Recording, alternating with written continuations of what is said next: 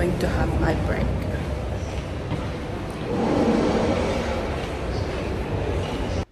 Maayong adlaw, kumusta kayo dyan? So, today's Thursday and it's a casual day. So, hindi tayo naka long sleeve ngayong araw na to. Kung napapansin nyo at hindi rin ako naka high heels, naka sneakers lang ako ngayon kasi nga Thursday. So, naka-rest tayo sa mga formal attire natin. So, break time na. So, dito tayo kakain sa restaurant ng The Chocolate Gate na naman. Kasi gusto ko kasing itry ang halloumi sandwich, guys, dito sa Chocolate Gate. At bago tayo bumaba, tumawag na ako sa restaurant para i-prepare yung food natin. And then, here you go! Ready na yung bread natin.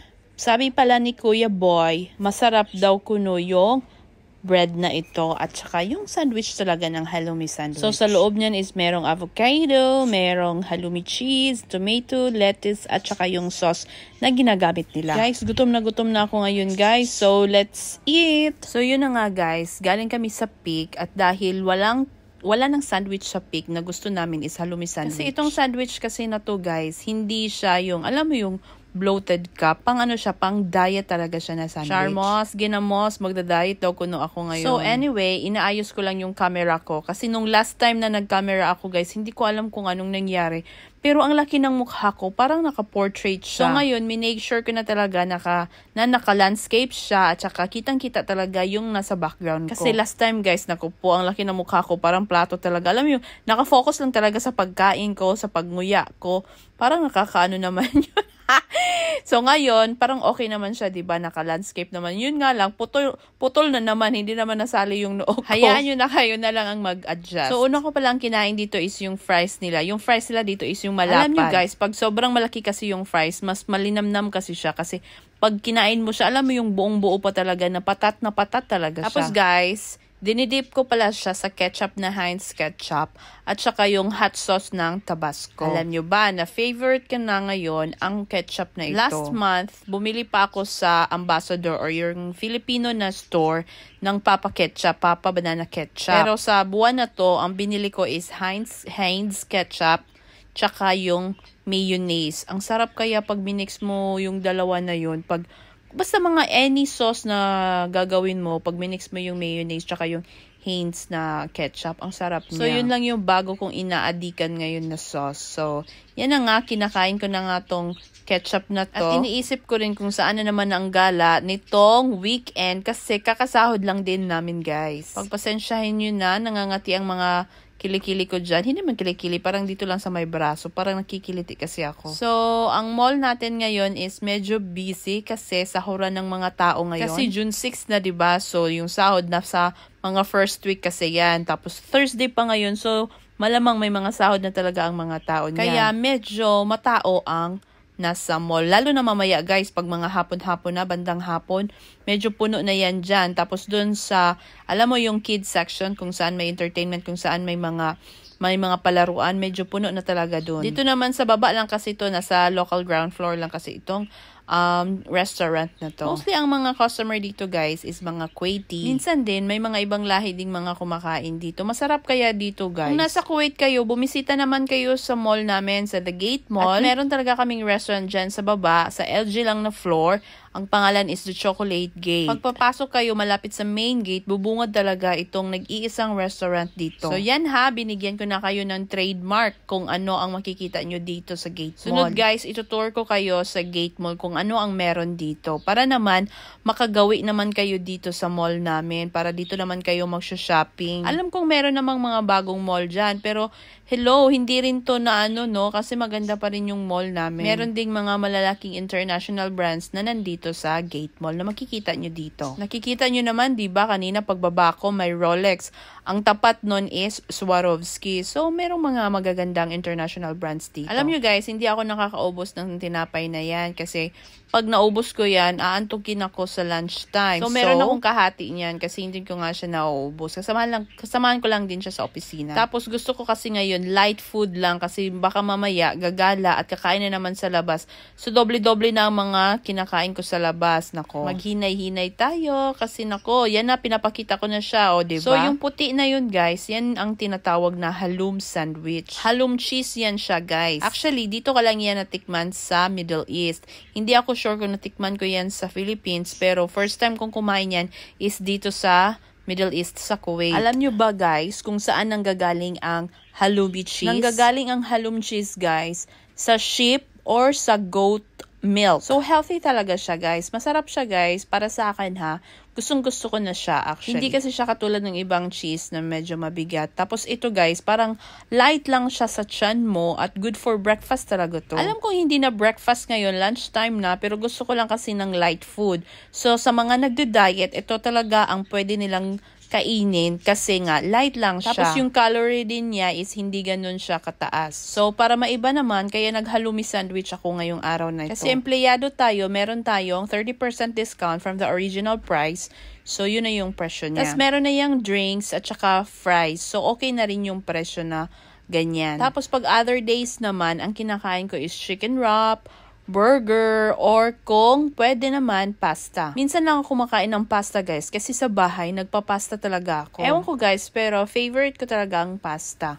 Lalo na pag may white cream or yung pink cream, alam mo yun, parang ang sarap-sarap niya pag medyo saucy pa siya. Tapos dapat kainin mo talaga siya ng mainit-init pa kasi pag hindi na siya mainit, yung pasta sauce kasi titigas na yun. So hindi na siya creamy. So kailangan kainin mo siya ng medyo mainit-init pa. So seryoso pala yung mukha ko dito. Hindi ko namalayan na seryoso pala ako dito. Ano kayong mga topic namin nito?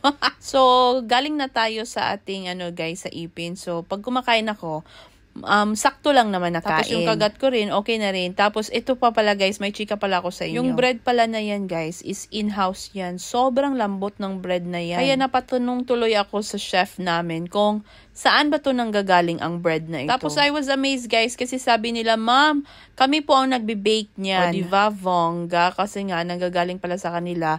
Sa kitchen namin, yung bread na yan. Akala ko may supplier lang na naghatid sa amin at saka hindi sa kitchen namin ang gumagawa. At dahil dyan, may 10 points kayo sa akin. So, pagkatapos pala nito guys, aakyat na tayo balik sa work, tapos uwi tayo mga bandang mga alas 5:30 or mga 6. Or mostly talaga pag Thursday, mga nasa 5:30, ganyan ang uwi natin. Kasi mag-iikot-ikot pa ako dyan sa loob, day. Baka may mabili, day. Kasi kakasahod lang, day. Yan ang problema, guys. Pag yung opisina mo nasa ibabaw lang, tsaka yung mga nasa paligid mo is malls na walang matitira sa yung sahod, day. Pero yes na lang. Minsan lang naman. Ngayon lang to, guys. Tapos alam nyo ba, ang daming nakasale ngayon. 70%, 50%, 40%. May nakikita ako. Ang daming pula-pula ngayon. So, sa mga uuwi ng Pilipinas by July, August, September, bumili na kayo ngayon kasi nga naka-sale sila ngayon. Yun nga lang, basta may pera kayo, pwede kayo mag-shopping. Kasi guys, kami talaga una nakakaalam dito pag may mga sale. Kasi yung mga dyan, yung mga sales na nandyan, minsan nakakasama ko yan sila sa transpo. Minsan kasi nagsishare sila na, oy, may sale sa amin ngayon, punta kayo, may ganito na taga-ganito na lang, or may ganito na taga-ganito na lang. Kaya punta na kayo ha, dapat punta na kayo ngayon din kasi pag hapon na, wala na. Hino-hoard na yan ng mga kapwa nating kabayan. So, maubos na rin yan. Wala ka nang mabibili. Sarap kayong mamili guys pag marami kang pera, no? Ako sa susunod na ako mamimili. May mga binibili naman ako pero paunti-unti lang. Tapos, siya, parang nilalagay ko lang siya sa isang bagahe para pag mapuno, yun na yung dadalhin ko. Pero ika-clarify ko pa pala yung yung parang bagahe na bawal na daw. Ano ba yun? Yung may parang lang, limited lang ng mga items ang pwede mong dalhin. Naku, pag ganun guys, hindi na ako mamimili talaga. Doon na lang din ako mag-grocery sa Pilipinas. Damit lang talaga ang dalhin mo. Bawal na ang mga chocolates. Pero I'm not sure ha, kasi naghahanap sila ng resibo pag may dala kang mga chocolates. Kasi bawal daw lalagpas ng 100k. Hindi naman yan lalagpas ng 100k. Oy, ano ba yung mga klaseng chocolates na yung nabibilihin mo? Diyos ko po. Ganun talaga ang presyohan niya. Ang equivalent niya sa isang maleta.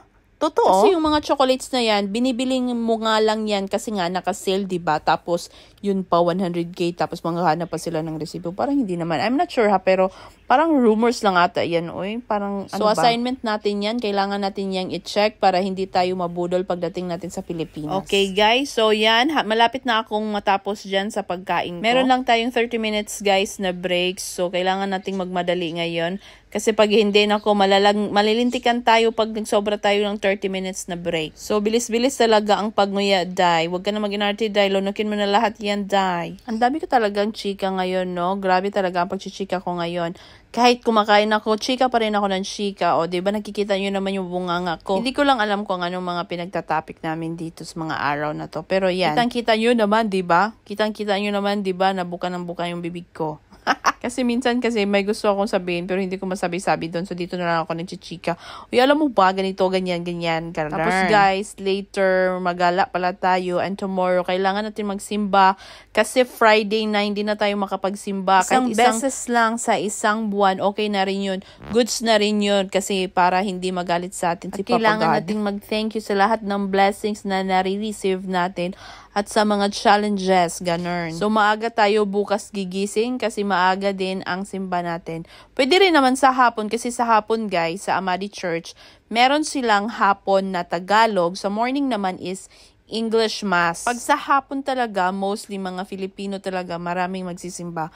Kasi mas prefer nilang ang Mass is Tagalog kaysa English. So, let's see guys kung ano ang bet nila para makapag-decide tayo. So, morning kasi guys, pag matapos ang simba, halimbawa, 6 a.m. ang Mass. 6 a.m. pala ang gising namin, tapos 7 a.m. ang Mass. Matatapos siya 1 hour, so mga 8 a.m. Tapos, diretso na yan sa McDonald's or sa Jollibee kasi magbe-breakfast. Ngayon, pag ganyan pa kasing oras guys, medyo patay pa ang mga malls kasi sarado pa or minsan hindi pa open ang mga malalaking or mga maliliit na malls. Alam mo yun? So siguro sa hapon na lang talaga tayo magsimba para pagkatapos ng simba, siguro matapos ang simba. Kasi ang hapon guys, ang mass timing nila is 5:45. So ngayon, let's say matatapos siya mga after 1 hour and 15 minutes, so mga alas 7, ganun. So, diretso tayo sa mall. So, mga alas 7, 7:30, kakain kayo ng dinner nyo. Tapos, ang mall, bukas pa yan. Kasi pag Friday kasi, guys, ang mall, magsasarado yan ng alas 12 ng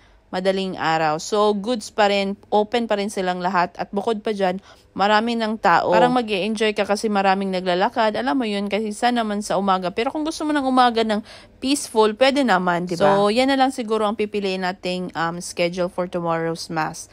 Hapon na lang siguro. So, ngayon, kung gagala tayo ngayon, kasi Thursday pa naman, so, pwede lang din kahit magpuyat.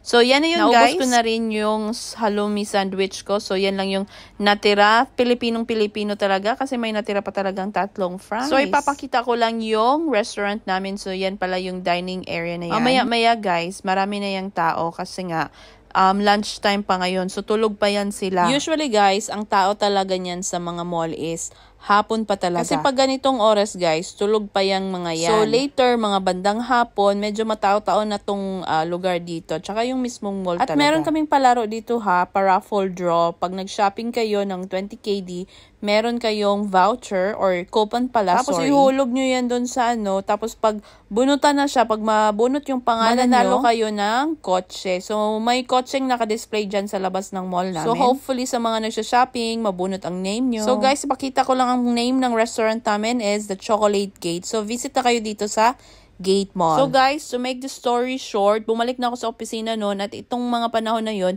gabi na po gumala ako at kumain muna sa McDonald's dahil it's dinner time na. So, skip muna tayo sa mga soda, sa mga soft drinks, Coca-Cola, Sprite, 7-Up, Fanta, at magtubig lang muna tayo, guys. Healthy living muna tayo sa mga panahon na ito. Guys, pag nasa Middle East pala kayo, guys, maano talaga kayo dito sa French fries or sa fries. Alam mo yung maliligo kayo sa fries. Kasi dito guys, every meal talaga, meron talagang kaakibat na fries. Ganun dito. O, diba? Ang dami talagang fries. Hindi ka magsasawa sa fries na yan. Pero bakit ganun, no? Pag nasa Pilipinas ako, miss ko yung pagkain dito talaga. Ewan ko, iba talaga yung pagkain na dito. Or nasanay na talaga ako sa taste dito. Parang ganun. So, yan ang kinain natin. Nag-light food lang tayo ngayon. Actually, guys, naghahanap ako ng flat shoes. Hanggang ngayon, hindi pa rin ako nakabili ng flat shoes. Ay, may nabili pala ako, guys. Pero i-check ko kung maganda ba siya. So, gagamitin natin siya sa Sabado or bukas na lang siguro gagamitin natin. We'll see. So, umaura muna ako sa toilet na ito. So, sa ibang mall na pala to. Wala lang. Gusto ko lang yung lighting nila. O, diba? Nakakaganda ang lighting nila. O, maganda na yung smile ko, diba? Hindi halata. So, ganun talaga. O, diba? Ang ganda ng nilang salamin nila. Parang nakakabata talaga dito. So anyway guys, I hope na nag-enjoy kayo sa video ko na to. Don't forget to like and subscribe on my channel. And see you again guys on my next vlog. So that's it. Bye-bye! Hi guys, this is the toilet.